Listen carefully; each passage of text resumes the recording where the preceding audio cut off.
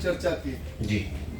मेरा कहना है जो अभी बिहार में शराबबंदी को लेकर बड़ी चर्चा हो रही, जीतन राम मांझी बोले जो मेरी सरकार बनेगी, पता नहीं वो एनडीए के बारे में बोल रहे थे या खुद के बारे में, लोगों ने समझा एनडीए के बारे में बोल रहे थे। तो शराबबंदी को मैं स्पष्ट रूप से खोल दूंगा, शराब बिकेगी। और अगले दिन भाजपा के प्रदेश अध्यक्ष बोलते हैं जो मेरी यदि सत्ता हुई तो मैं इसको बंदी को चालू रखूंगा, शराबबंदी लागू रहेगी। लोग सर एक मिनट, लोग चाह रहे थे विकल्प के तौर पर, जो अब तो 10 लाख लोग हैं जेल में, तो भाजपा की ओर जा रहे थे। तीसरा विकल्प अभी है नहीं। आपने दरभंगा में आके पार्टी का घोषणा किया है, जो पार्टी बना सकते हैं। चौथा आपका वो भी है, इससे पहले आप नहीं बोलते थे जो पार्टी बनाएंगे। अब दरभंगा में आपका वीडियो मैंने देखा है, तो आप बोलते हैं जो पार्टी सब लोग मिलकर सबके विचार से बनाएंगे। यदि आपकी सत्ता हुई तो क्या शराबबंदी पर आपका क्या रहेगा? दो बातें। पहले तो आपने वीडियो अभी देखा होगा, लेकिन 5 मई 2022 को जब जन स्वराज अभियान की मैंने घोषणा की, उसी दिन ये तीनों उद्देश्यों की भी घोषणा की। उसी दिन ये कहा कि पार्टी बनेगा ही बनेगा, उसको लेकर कोई किंतु परंतु नहीं है। खैर वो बहुत महत्वपूर्ण नहीं है, आपको अभी पता चला तो अभी पता चला। जहाँ तक शराबबंदी का सवाल है, तो मैं पहला व्यक्ति हूँ बिहार में सामाजिक राजनीतिक जीवन में जिसने ये कहा है कि बिल्कुल शराबबंदी को हटाया जाना चाहिए। शराबबंदी का कोई तुक नहीं है, और इसके 4 वजह भी मैंने बताया है क्यों हटाया जाना चाहिए। पहला, शराबबंदी के जरिए दुनिया में कोई ऐसा प्रमाण नहीं है कि शराबबंदी के जरिए किसी समाज का, राज्य का, देश का भला हुआ हो, आर्थिक या सामाजिक। अगर दुनिया में लोगों, इतने बड़े बड़े देश हैं, इतने बड़े राज्य हैं, इतने विद्वान समझदार लोग हैं, अगर शराबबंदी के जरिए ही सामाजिक आर्थिक उत्थान संभव था तो दुनिया में बहुत लोगों ने यह प्रयास किया होता।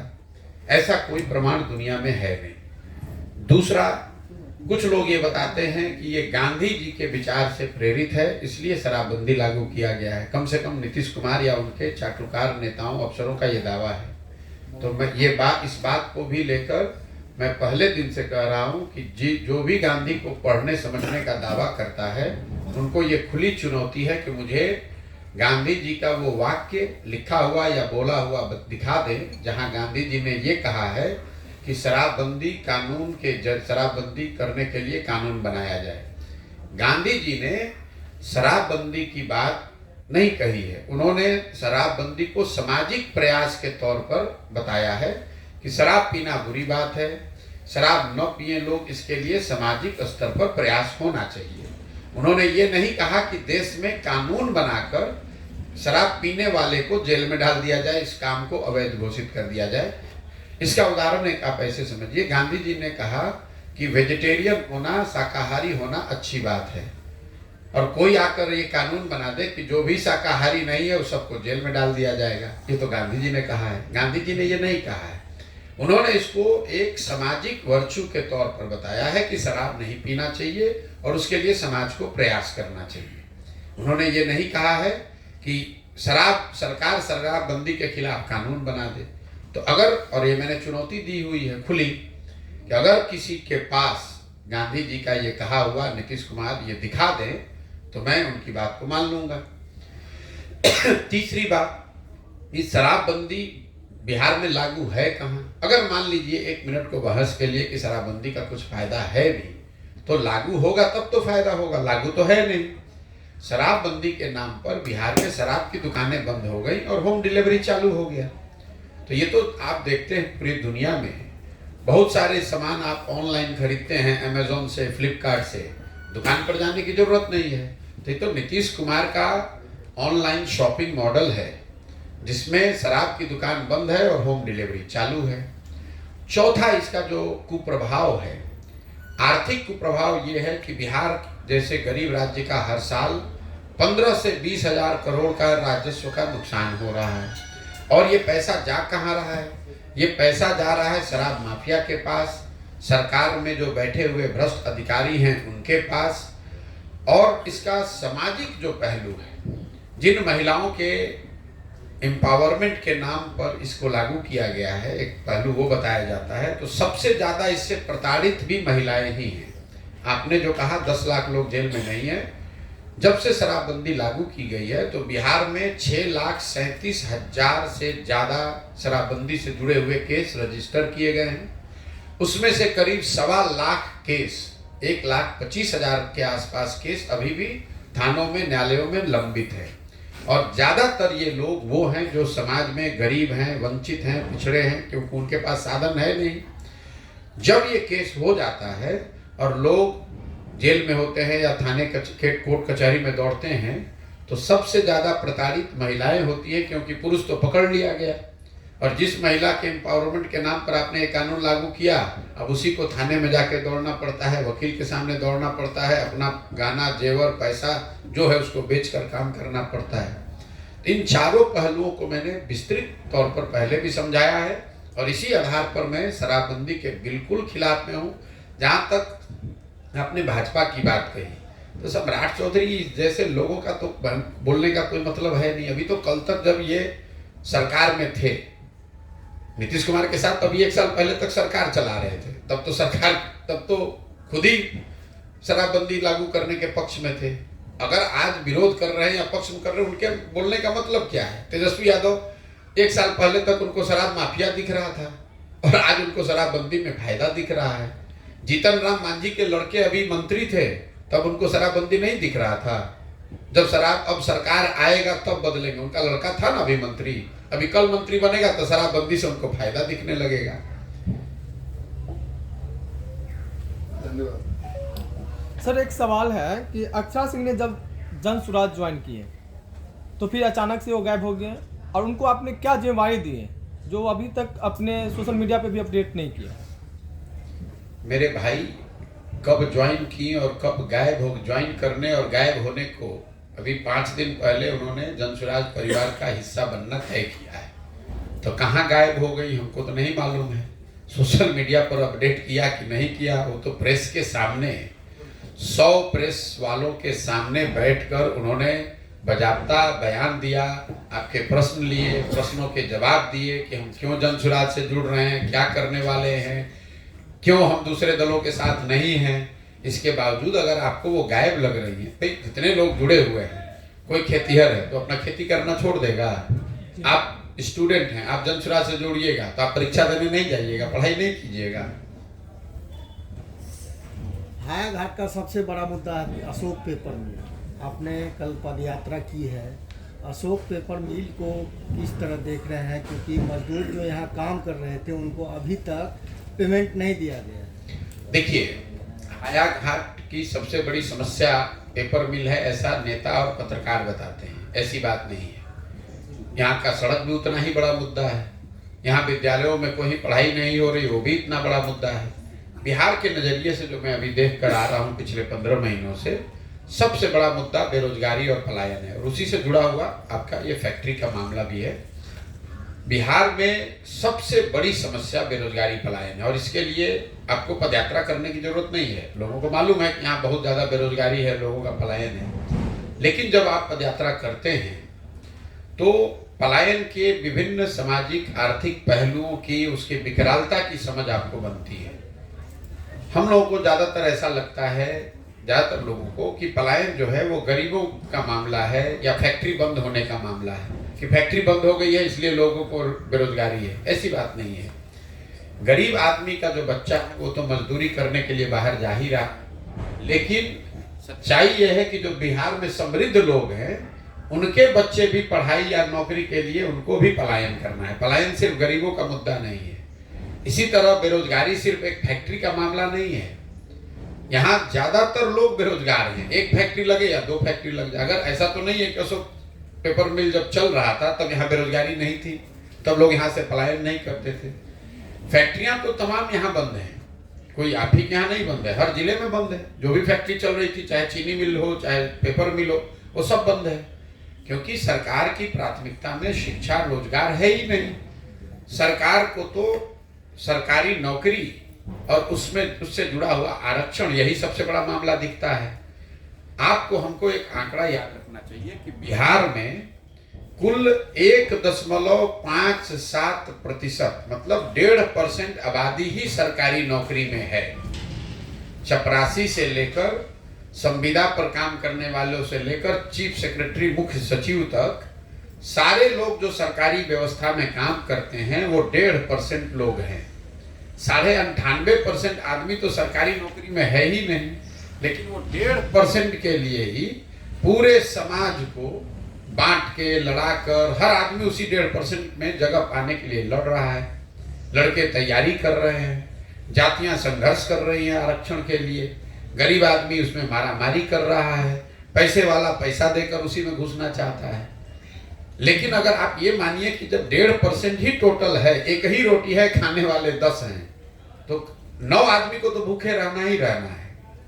तो अशोक पेपर मिल चालू हो जाए, उससे दरभंगा में रोजगार नहीं मिल जाएगा, 5000 आदमी को रोजगार मिल जाएगा, लेकिन दरभंगा में तो लाखों लोग बेरोजगार हैं। बिहार में 2 करोड़ लोग, बिहार से 2 करोड़ लोग बाहर गए हैं मजदूरी करने, पलायन करके। तो अगर सरकार कहती है हम 1 लाख लोगों को नौकरी दे दी, तो भाई अगर मान भी ले, वो नौकरी का आंकड़ा झूठा है, लेकिन अगर 1 लाख आदमी को आपने नौकरी दे भी दिया तो भी 1,99,00,000 आदमी को तो कुछ भी नहीं मिला। तो जब तक यहाँ स्वरोजगार की व्यवस्था नहीं होगी, लोगों की पढ़ाई और स्वरोजगार की व्यवस्था नहीं होगी, तब तक किसी भी हालत में बिहार में बेरोजगारी खत्म नहीं हो सकती है, पलायन यहाँ से नहीं रुक सकता है।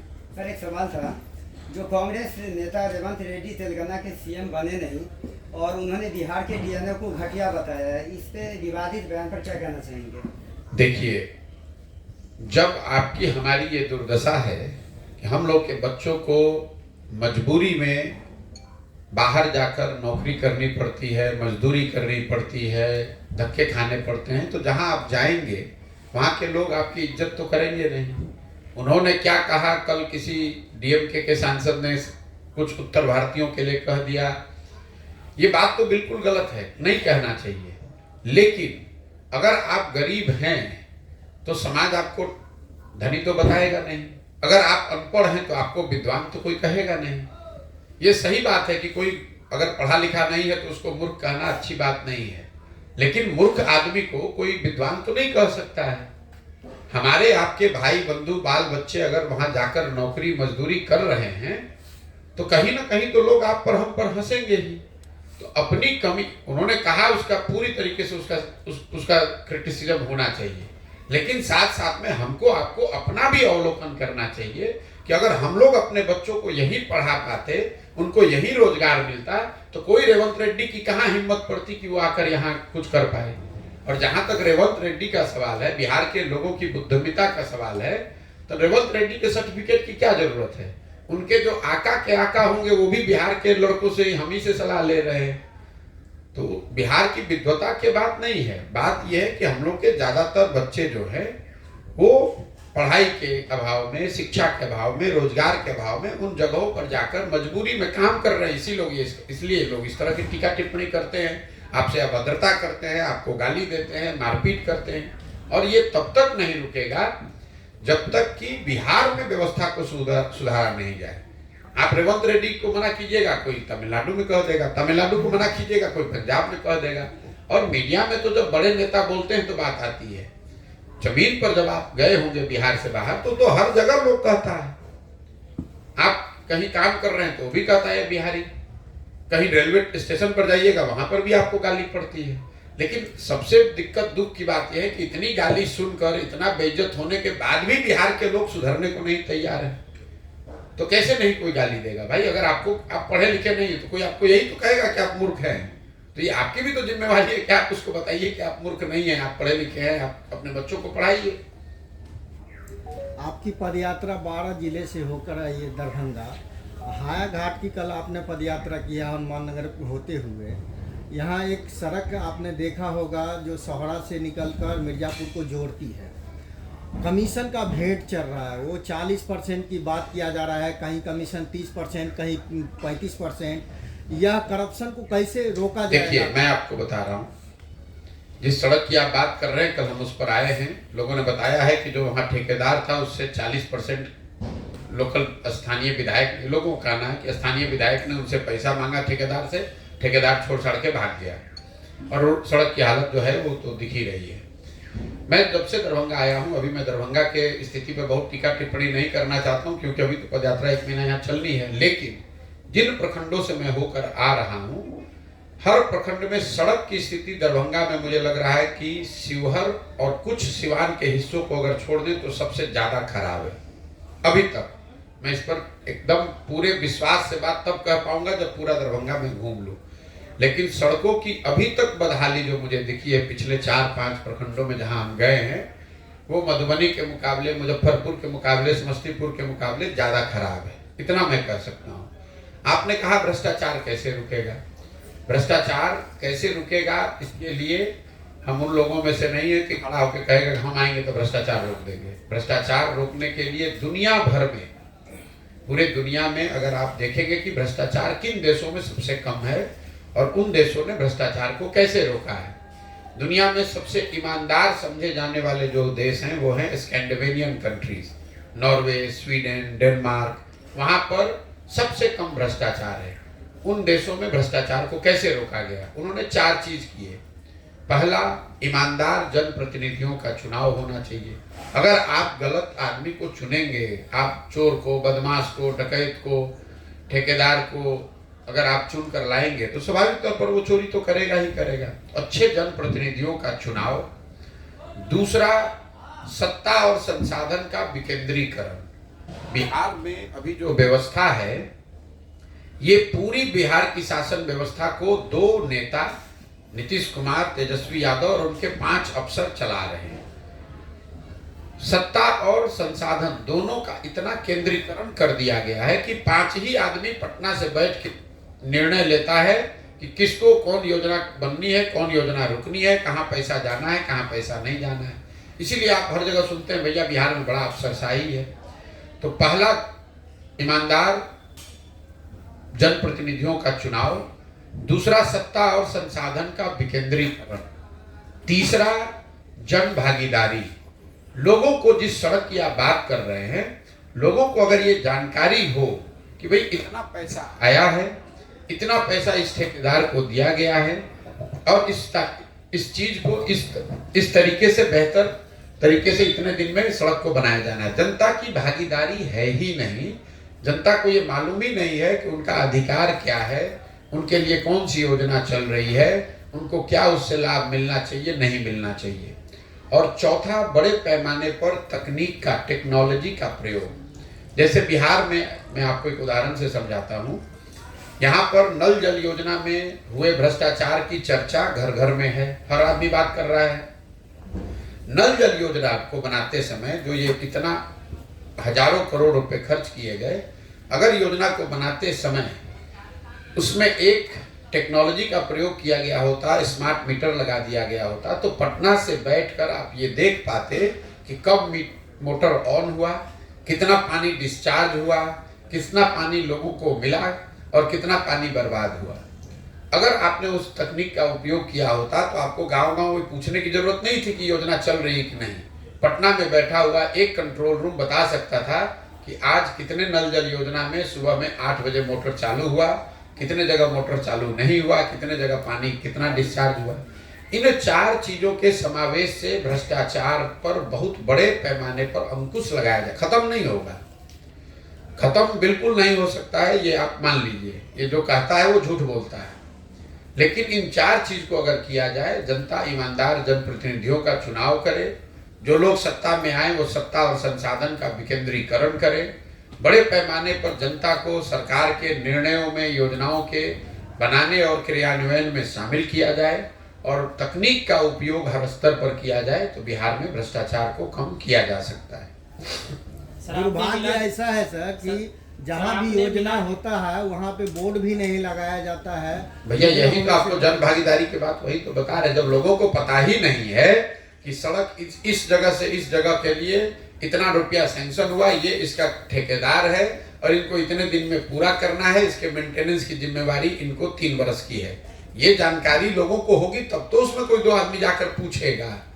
अभी तो लोगों को जानकारी नहीं, लोगों को यही नहीं समझ है ज्यादातर जगह कि ये सड़क पंचायत की है, ये मुख्यमंत्री संपर्क योजना है कि प्रधानमंत्री संपर्क योजना है कि ये आरईओ की सड़क है कि पीडब्ल्यूडी की सड़क है, सड़क इसलिए नहीं बन रही है कि बीच में प्राइवेट जमीन है, कि सड़क इसलिए नहीं बन रही है कि ठेकेदार से पैसा किसी ने मांगा वो भाग गया। जब ये लोगों को जानकारी नहीं है तो फिर नीचे काम होगा कैसे? इसको करने का तो एक ही तरीका, पटना में कोई अफसर बैठ के ये तो नहीं बता सकता है कि हाया घाट के किस गांव के किस टोले में सड़क अच्छी बनी या खराब बनी। जहां बन भी रहा है उसका क्वालिटी खराब है। लेकिन अगर आपके घर के सामने सड़क बन रही है और आपको ये मालूम है कि इसका ये मापदंड है, इस आदमी को बनाना है, तो हर आदमी जगह या न जगह कम से कम जागरूक जनता जो है वो खड़ा होकर पूछेगी कि भाई ये क्यों इस तरह से बनाया जा रहा है या नहीं बनाया जा रहा है। दुनिया में इसी तरीके से लोगों ने रोका है। बाकी नेता आकर नाटक करने के लिए आपने देखा, जन लोकपाल आएगा तो भ्रष्टाचार खत्म हो जाएगा। जो लोग जन लोकपाल का आंदोलन कर रहे थे वही जेल में जा रहे हैं। इस तरह के शगुफाबाजी से सुधार होगा नहीं। जब तक आप इन चारों चीज को लागू नहीं करेंगे, ईमानदार जनप्रतिनिधियों को नहीं चुनेंगे, सत्ता और संसाधन का विकेंद्रीकरण नहीं होगा, जनता को इसमें भागीदार हिस्सेदार नहीं बनाया जाएगा और बड़े पैमाने पर तकनीक का उपयोग नहीं होगा, तब तक बिहार में या कहीं पर भी भ्रष्टाचार पर अंकुश लगाया नहीं जा सकता है। सर, बिहार में जनता हमेशा ब्लैकमेल, इमोशनल ब्लैकमेल होते आ रहा है, लेकिन अब जो आपने कहा कि सेल्फ डिपेंड होने के लिए क्या करना पड़ेगा आम जनता? नहीं, जनता ब्लैकमेल कहाँ हो रही है? ये तो आपको, हमको लगता है, हमारी सभाओं में आप आइए, मैं लोगों को ये सवाल पूछता हूँ और लोगों को बताता हूँ। जनता ये कहती है कि हमको नेता झूठ बोल के वोट लिया है। ऐसी बात नहीं है। नेता को तो उसी चीज पर वोट मिल रहा है जो वो बता रहा है। नेता ने कहा कि मंदिर बनाएंगे, वोट दीजिए, आपने वोट दे दिया तो मंदिर बन रहा है। नेता ने कहा कि 5 किलो अनाज हम आपको देंगे, वोट दीजिए, तो आप वोट दे दिए। चोरी भी हो रहा है, तब भी 1 किलो चोरी करके 4 किलो अनाज मिल रहा है। नेता ने कहा कि हम आपके जात, आप हमारे जात के हैं, हमको वोट दे दीजिए, अपने जात का उत्थान कर देंगे, तो जाति की चर्चा, जाति की का सर्वे, जाति का बात हर जगह बिहार में हो रहा है। नेता ने कहा कि हम जीत कर आएंगे, हमको वोट दीजिए, आपको सिलेंडर दे देंगे, तो सिलेंडर का दाम 1000 हो कि 1200 सिलेंडर सबको बटिए रहा है। नेता ने कहा कि हम गुजरात में बहुत विकास किए हैं, इसलिए हमको वोट दे दीजिए, तो गुजरात में विकास हो ही रहा है और आपके हमारे बच्चे जाकर गुजरात में नौकरी कर ही रहे हैं। तो आप मुझे, हम रोज लोगों से पूछते हैं कि आपने किस बात पर वोट दिया जो आपको नहीं मिला है, तो लोग खुद ही बताते हैं भैया हम लोग तो पढ़ाई के लिए जीवन में वोट नहीं दिए। आप जिस मिल की बात कर रहे हैं, हाया घाट में कौन आदमी उस मिल के लिए वोट किया है? तो आप 5 बरस उस समस्या की बात करेंगे और वोट दीजिएगा 5 किलो अनाज के नाम पर, दारू पीकर, मुर्गा भात खाकर, तो सुधरेगा कैसे भाई? यही बात तो ये अभियान इसी बात के लिए तो है। इस अभियान में जब मैं बोलता हूं लोगों से, आप जाकर सुनिए, 4000 गांव में कुछ बात बोलूं या ना बोलूं, सबसे पहले ये पूछता हूं कि पढ़ाई होना चाहिए कि नहीं होना चाहिए। 100 में 100% आदमी कहता है हाथ उठाकर कि नहीं भैया बिल्कुल पढ़ाई होना चाहिए, चाहे वो खुद अनपढ़ है, पढ़ा लिखा है, गरीब है, अमीर है, हिंदू मुसलमान, अगड़ा पिछड़ा, महिला पुरुष, सब ये कहते हैं ना भैया पढ़ाई होना चाहिए।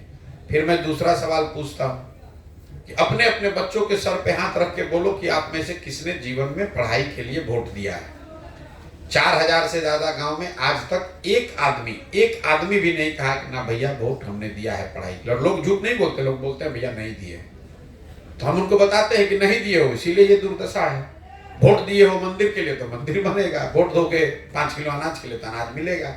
जिस दिन आप वोट फैक्ट्री के लिए देंगे तो अशोक पेपर मिल चालू हो जाएगा। लेकिन कल वोट होगा तो मोदी हराने के लिए भाजपा, मोदी को हराने के लिए लालू, लालू को हराने के लिए मोदी को वोट दीजिएगा, तो पेपर मिल कैसे चालू होगा? नेता को भी मालूम है कि चीनी मिल पर 5 बरस आप हल्ला कीजिएगा, पेपर मिल पर अब वोट जाकर दे दीजिएगा। फिर दूसरे मुद्दे पर जो मुसलमानों के गाँव, हम बहुत सारे मुसलमानों के गाँव में गए, लोग बताते हैं उनकी सबसे ज्यादा बदहाली, रोज कैमरे पर कहते हैं, जितने गांव में अभी तक गया हूं, दलितों के बाद सबसे ज्यादा गरीबी, बदहाली, फटेहाली मुसलमानों के गांव में दिखा है। लेकिन वही मुसलमान जब कहता है कि हमारे गांव में भैया सड़क नहीं है, हमारे यहाँ नाली गली की हालत खराब है, हम लोग को नल जल का पानी नहीं मिल रहा है, अस्पताल नहीं है, स्कूल नहीं है, तो मैं उनसे पूछता हूँ अच्छा ये बताइए कि आप सड़क आपके गांव में नहीं है तो सड़क का मंत्री कौन है? तेजस्वी यादव। आप कह रहे हैं कि नाली गली पानी नल जल नहीं है तो ग्रामीण कार्य मंत्री कौन है? तेजस्वी यादव। आप कह रहे हैं कि भैया महिला बुजुर्ग बच्चा बीमार पड़ता है, दवा डॉक्टर अस्पताल नहीं है तो स्वास्थ्य का मंत्री कौन है? तेजस्वी यादव। आप कह रहे हैं कि मधुबनी दरभंगा भैया सड़क शहर का हालत बरसात में नरक का है, नरक का दशा है, तो शहरी विकास मंत्री कौन है? तेजस्वी यादव। अब फिर कल वोट होगा तो सारा मुसलमान उठ के जाके फिर वही तेजस्वी यादव को वोट देगा, तो सुधार होगा कैसे ये बताइए? तेजस्वी यादव को भी मालूम है, लालटेन के लोगों को मालूम है कि ये मुसलमान है, हमको वोट देगा ही देगा, ये हमारा बंधुआ मजदूर है। यही हाल भाजपा के वोटर का है, उनको मालूम है कि काम करे चाहे न करे, जो भाजपा का वोट, जो भी लालू जी से डरता है वो आके हमको वोट दे ही देगा। भाई अशोक पेपर मिल नहीं चालू हुआ तो मोदी जी चालू क्यों नहीं करा दे रहे? मोदी जी को तो सब लोग वोट दिया है, यहाँ से दरभंगा से अपने सांसद जिता कर भेजा है, और पेपर मिल चालू नहीं हुआ तो उनका सांसद तो हारना चाहिए इस बार। लेकिन सारी शिकायतों के बाद, पेपर मिल चालू नहीं होने के बाद भी जब वोट होगा तो आप लोग कहिएगा भैया लालू से अच्छा तो मोदी है, चलिए इसी को दीजिए। इसीलिए सुधार नहीं होता है। दक्षिण के जितने राज्य हैं, आंकड़ा जरा याद रखिए आप लोग, दक्षिण में जितने राज्य हैं, केरल, कर्नाटक, तमिलनाडु, आंध्र प्रदेश, तेलंगाना, कोई ऐसा राज्य नहीं है जहां कोई एक आदमी 10 साल से ज्यादा लगातार मुख्यमंत्री रहा हो। बिहार में 32 वर्ष से लालू नीतीश, आपको बदलना ही नहीं, आगे बढ़ना ही नहीं है। लोकतंत्र को ही खत्म कर दिया गया है। यहाँ इन्हीं का जन्मसिद्ध अधिकार है, ये रहेंगे, इसके बाद इनके बेटे रहेंगे। तो अगर आपको मालूम है कि हमको परीक्षा में 80% नंबर आना ही है तो आप पढ़िएगा क्यों? नेता को मालूम है कि हमको जनता वोट देगी ही तो काम करेगा क्यों? सर एक लास्ट सवाल था, 2023 में कश्मीर में एक भी हड़ताल नहीं हुई है और 2023 में आतंकवाद से एक भी नागरिक की मौत नहीं हुई है, तो आप मानते हैं कि 370 हटाना मोदी सरकार के लिए एक बड़ा उपलब्धि है? मैं उपलब्धि ये मानता हूं कि अगर कश्मीर में शांति बहाल हुई है और अगर शांति बहाल हो गई, वहाँ इंटीग्रेशन उनका देश के साथ शुरू हो गया, वहाँ तरक्की हो रही है या होने वाली है, तो वो क्रेडिट की बात है, देश के लिए अच्छी बात है। सर बिहार में उद्योग चालू करने के लिए युवा लोन, सरकार से लोन लेते हैं, क्योंकि जूता चप्पल सब खिंच जाता है फिर भी उसको लोन नहीं मिलता है। क्या कोई आसानी तरीका सरकार को अपनानी चाहिए? बिहार में बेरोजगारी खत्म करने का, पलायन रोकने का सबसे बड़ा जो तरीका है वो है शिक्षा और पूंजी की उपलब्धता। ज़्यादातर लोग, आप लोग या यहाँ के नेता न जानते हैं न इस पर चर्चा करते हैं कि आखिर इतनी बेरोजगारी यहाँ क्यों है, लोग यहाँ से कोई रोजी रोजगार क्यों नहीं कर पाते हैं। उसके 2 वजह हैं। एक तो यहाँ शिक्षा व्यवस्था ध्वस्त है, तो आप पढ़े लिखे हैं नहीं, आपको समझदारी बनी नहीं, डिग्री ले लिया आपने, स्कूल में गए खिचड़ी खाए, कॉलेज में गए नाम लिखा के डिग्री लेके निकल गए, समझ तो आए कुछ बनी नहीं। लेकिन उससे बड़ी परेशानी यह है कि बिहार में पूंजी नहीं है लोगों के पास काम करने के लिए। मान लीजिए कि आपको बाल काटने आता है, अगर आपके पास 1 लाख रुपया हो तो आप एक सैलून लगा लेंगे, उसमें 2-4 लोगों को रोजगार देंगे और खुद भी अपने परिवार का भरण पोषण करेंगे। लेकिन अगर 1 लाख रुपया आपके पास न हो, सैलून लगाने का पैसा न हो, तो आप किसी सैलून में जाकर मजदूरी कीजिएगा। अब वो 1 लाख रुपया सामान्यतः लोगों के पास आता कहाँ से? उसके आने के 2 तरीके हैं। या तो आपके कमाया हुआ पैसा हो, बचत का पैसा हो, उससे आपकी पूंजी बनती है, या दूसरा तरीका है जो आप कह रहे हैं, जो बैंक वाले आपको ऋण देते हैं, लोन देते हैं। पूंजी के समाज में 2 ही तरीके हैं, आपकी अपनी बचत और बैंकों से मिलने वाला लोन। मान लीजिए कि आपको घर बनाना है, आपके पास 1 लाख रुपया अपना बचा हुआ है कमाने के बाद, खर्चे के बाद, और फिर 10 लाख रुपया बैंक ने लोन ले लिया, तो आप 10 लाख रुपए का घर बना सकते हैं। इस चीज को अगर आप समझना चाहते हैं तो रिजर्व बैंक ऑफ इंडिया एक व्यवस्था उन्होंने बनाई हुई है, एक आंकड़ा जारी करते हैं जिसको कहते हैं क्रेडिट डिपॉजिट रेशियो। मतलब कितना पैसा लोगों ने बैंकों में जमा किया और बैंकों ने उसके बदले कितना पैसा ऋण के तौर पर वापस दिया। पैसा आप जमा करें, ये जमा करें, हम जमा करें, लेकिन जो लोग ऋण लेना चाहते हैं उनको बैंक ऋण देते हैं। ये उनका बिजनेस भी है और उनकी संवैधानिक जिम्मेवारी भी है कि अगर 100 रुपया उन बैंक में जमा होता है तो बैंक की ये जिम्मेवारी है कि 70 रुपया कम से कम वापस से समाज में लोन के तौर पर, ऋण के तौर पर दिया जाए। इस चीज को नापने के लिए एक रेशियो है जिसको कहते हैं क्रेडिट डिपॉजिट रेशियो। कितना पैसा जमा हुआ और बैंकों ने कितना पैसा ऋण के तौर पर वापस दिया। देश में CD रेशियो है 70%। मतलब पूरे देश के लोगों ने अगर मिलकर 1 लाख रुपया बैंक में जमा किया तो बैंकों ने 70,000 रुपया ऋण के तौर पर समाज के अन्य विभिन्न लोगों को दिया, चाहे घर बनाने के लिए दिया हो, गाड़ी खरीदने के लिए दिया हो, यूट्यूब चलाने के लिए दिया हो, सैलून लगाने के लिए दिया हो। बिहार में ये आंकड़ा है 40%।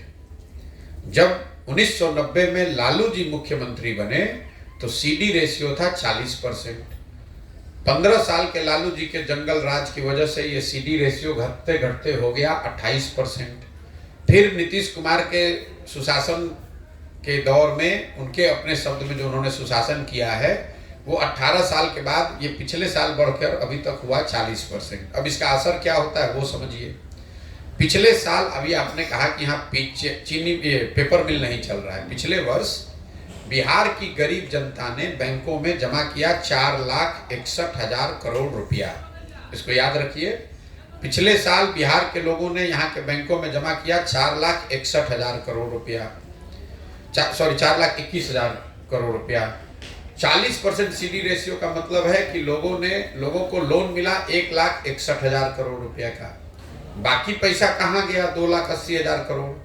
बाकी पैसे को बैंकों ने बिहार से लेकर उन राज्यों में शिफ्ट कर दिया जहां पर उद्योग धंधे लग रहे हैं, जहां रोजगार है, व्यापार है।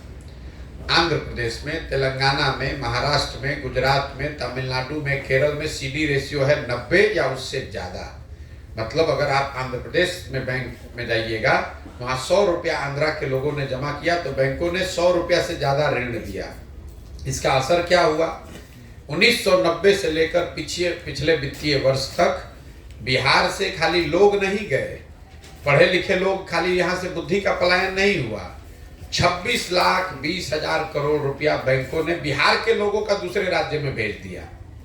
न बिहार में किसी को इसकी समझ है, न इसकी कोई चर्चा करता है, न उसको जानकारी। जरा आप अंदाजा लगाइए कि 26 लाख करोड़ रुपया अगर बिहार के लोगों को स्वरोजगार के लिए, बिजनेस व्यापार के लिए, घर बनाने के लिए, गाड़ी खरीदने के लिए, यूट्यूब चैनल चलाने के लिए मिला होता तो कितने ज़्यादा लोगों को यहाँ रोजगार मिलता, कितनी ज़्यादा यहाँ रोजगार की संभावना पैदा होती।